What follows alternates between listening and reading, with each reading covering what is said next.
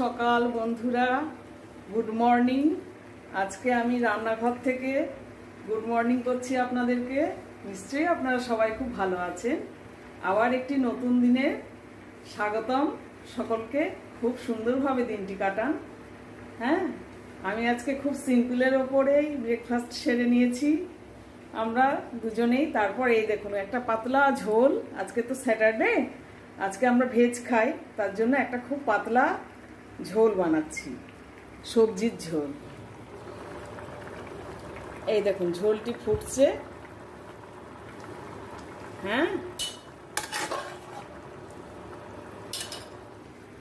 বড়ি দিয়ে সমস্ত রকম সবজি দিয়ে ওই নিরামিষ আদা জিরে গোলমরিচ বাটা দিয়ে একটা ঝোল করছি আজকে। আর দেখি পাঁপড় ভাজবো, দই আছে, কালকের একটু নিরামিষ করে রাত্রে তরকারি করেছিলাম সেটিও আছে। এসব দিয়ে হয়ে যাবে দুপুরকার খাওয়া দাওয়া। আর তারপর দেখা যাবে আবার রাত্রে কি হয় ডিনারে, সেটা আবার চিন্তা ভাবনা করতে হবে।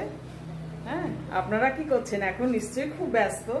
এখন কিন্তু 10টা বেজে গেছে। হ্যাঁ, আজকে রান্নাটা তাড়াতাড়ি সেরে নিচ্ছি, নিয়ে তারপর কিছু কাজ আছে করব ভাবছি। আর কিছু সংসার করতে গেলে যে কত কাজ থাকে, এই কোনায় কাজ ওই কোনায় কাজ, যতই দুজনের সংসার হোক না কেন কাজের কিন্তু শেষ নেই। ওই ভাতের চালের পরিমাণটা হয়তো একটু কম নিতে হয়, আর সবজির পরিমাণটা একটু কম কাটতে হয়, কিন্তু কাটতে হয় সবই, সব রকম করতে হয়। ঠিক আছে, আবার আসবো। হ্যাঁ, আপনারা সব কাজকর্ম করতে থাকুন নিজের নিজের, আমিও করতে থাকি, আবার আসবো। এখন প্রায় 7টা বাজে, সন্ধ্যা উতরে গেছে, রাত্রি শুরু হয়েছে। হ্যাঁ, আমি এখন আবার রান্নাঘরেই এই দেখুন দুধ চা বসিয়েছি। আচ্ছা, দুধ চা, দুধকে সবাই বলে নাকি খুব অভিমানী, দুধের থেকে নাকি মুখ ঘুরিয়ে নিলে পরেই দুধ রাগ করে উতলে ওঠে। কথাটা কিন্তু একদম সত্যি। আমি জাস্ট দুজনের মতন দুধ চা বসিয়েছি, জাস্ট একটু পাশ ফিরেছি, অমনি উতলে উঠলো, উতলে উঠে পড়ে গেল এবং পরিমাণে কমে গেল। একজনের মতনই হচ্ছে। ঠিক আছে, হোক, এখনই খাক, মিস্টারকে দিই, পরে না হয় আমি আর একবার করবো, করে খাবো। দুধ সত্যি কি খুব অভিমানী? আপনাদের কি মনে হয় বলুন তো? কি জ্বালা! দুধ বসিয়ে, দুধ চা বসিয়ে একটু পাশ ওদিকে মুখ ঘোরাতেই ব্যাস উতলে উঠলো সঙ্গে সঙ্গে। উতলে বেশ খানিকটা পড়ে গেল, পরিষ্কার করে নিয়ে আবার বসালাম। একজনের মতো দাঁড়ালো দুজনের চাটা। ঠিক আছে, একজনকেই দেয়া হোক, ওনাকেই দেয়া হোক, পরে আবার আমি খাবো আর একবার করে। হ্যাঁ, চাটা ওনাকে দিয়ে দিই। এই যে চায়ের কাপ প্লেট সব রেডি, আমারও রেডি করেছিলাম, তবে আমারটা একটু দূরে সরিয়ে রাখলাম, যেহেতু আমার এখন এ যাত্রায় হচ্ছে না। ওনাকেই দিই চাটা, ওনাকেই দিই। এই যে চাটা রেডি হয়ে গেল, ওনাকে এবার দিয়ে দিই। তারপর দেখি উনি বাজার এনেছেন, কি কি বাজার এনেছেন দেখি। আজকে না সকালবেলাতে আর মিস্টার ব্যানার্জি সময় সুযোগ করে উঠতে পারেনি, খুব ব্যস্ততার সাথে ওনার কেটেছে, ওই জন্য বাজারও কিছু হয়নি। এবেলায় বাজার করে ফিরলেন উনি। একটু সার্ফ আমার ফুরিয়ে গিয়েছিল, এই সাদা তেল ফুরিয়ে গিয়েছিল, মুগ ডাল অল্প একটু আছে বাড়ন্ত, পোস্ত, গোটা জিরে, আর এদিকে ঢেঁড়স, যা পেয়েছে সবজি এবেলায় জিটি রোডে বসে। ঝিঙে দেখছি, পটল, এই যে পটল, পেঁপে, কাঁচা পেঁপে, লাউ, সব গরমকালে যাতে শরীর ঠান্ডা থাকে, মিষ্টি কুমড়ো, আর এখানে আছে এই যে আলু। এই বাজার করে নিয়ে উনি ফিরলেন, জাস্ট ফিরলেন, আমি ওনাকে চা দিলাম, চাটি খেলেন। হ্যাঁ, এবার আমি ধীরে ধীরে বাজারগুলো তুলবো। কালকে আর বলবেন না, এত ব্যস্ততায় কাটছে না দুটো দিন। গতকাল জানেন তো রাত্রে বললাম আমার একটু কাজ আছে।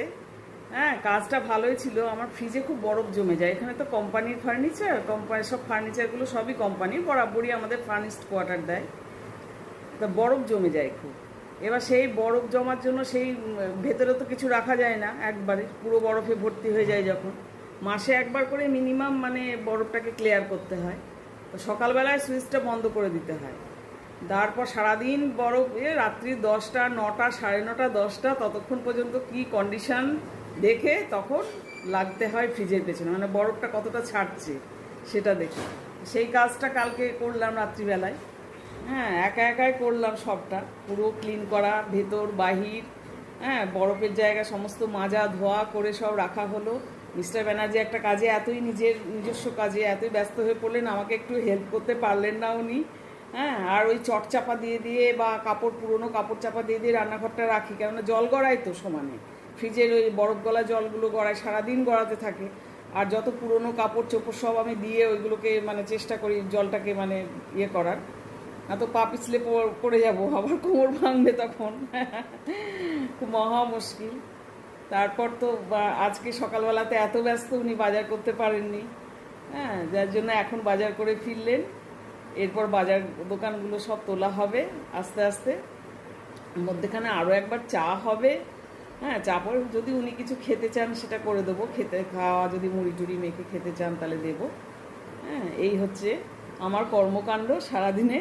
হ্যাঁ, আসতে মানে বিশেষভাবে আসতে পারিনি, এখনই এলাম। কিভাবে যে এদিক ওদিক করতে করতে, হ্যাঁ, রান্নাঘরকে তারপরে আবার সার্ফ দিয়ে আজকে আমার মেডকে দিয়ে ভালো করে পরিষ্কার করিয়েছি, স্কচ ব্রাইট দিয়ে সার্ফ দিয়ে, দাঁড়িয়ে থেকে করাতে হয় এগুলো।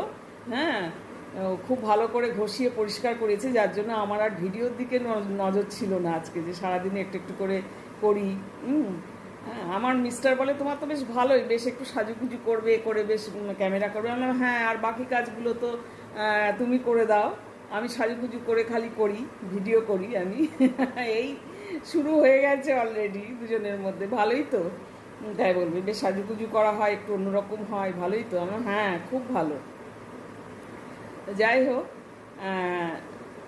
ভিডিওটি তাহলে আর বেশি আজকে করতে পারলাম না, বেশি টানতে পারলাম না, বা বেশি টানছিও না, আপনারা যাতে বোরিং না হন। এখানেই আজকে গুড নাইট জানাচ্ছি। সবাই খুব ভালো থাকুন, সুস্থ থাকুন।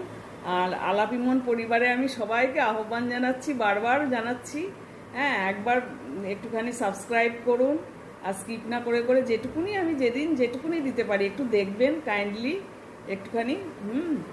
আর কমেন্টস, লাইক, শেয়ার এগুলো একটুখানিও করবেন, একটু এগোতে গ্রোথ হতে একটুখানি হেল্প করবেন আমাকে।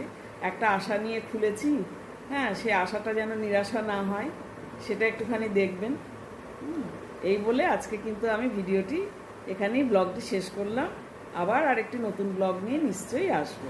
সবাই খুব ভালো থাকবেন আর সুস্থ থাকবেন, এটাই ঈশ্বরের কাছে কামনা প্রার্থনা করি। ওকে, গুড নাইট, টাটা।